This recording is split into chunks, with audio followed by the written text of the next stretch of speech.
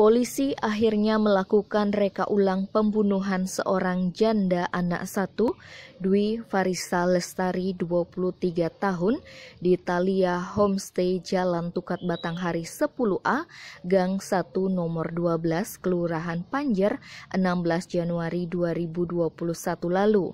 Reka ulang dilakukan di halaman belakang Mapolresta Denpasar, Sabtu 27 Februari 2021. Dalam reka ulang itu terungkap bahwa korban asal Subang, Jawa Barat itu dibunuh setelah diajak ohohihe oleh tersangka Wahyu Dwi Setiawan, 24 tahun. Peristiwa naas itu berawal dari kesepakatan antara Setiawan dengan Dwi Farisa Lestari untuk berkencan.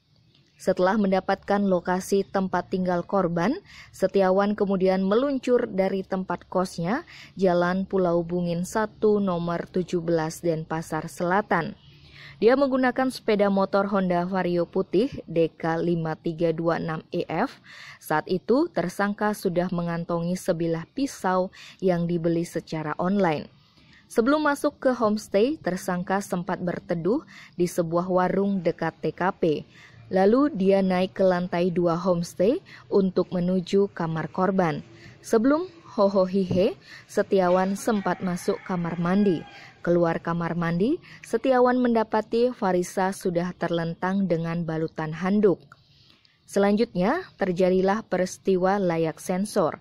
Usai hohohihe, tersangka duduk menghadap ke meja rias yang ada di kamar itu dan melihat ada dompet juga HP korban.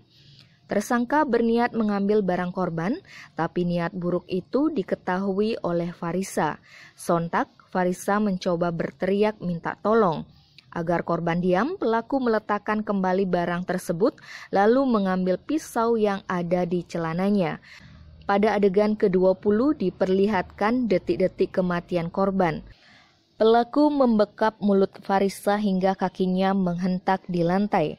Setelah mengambil dompet dan HP korban, tersangka kabur dengan menaiki tembok homestay.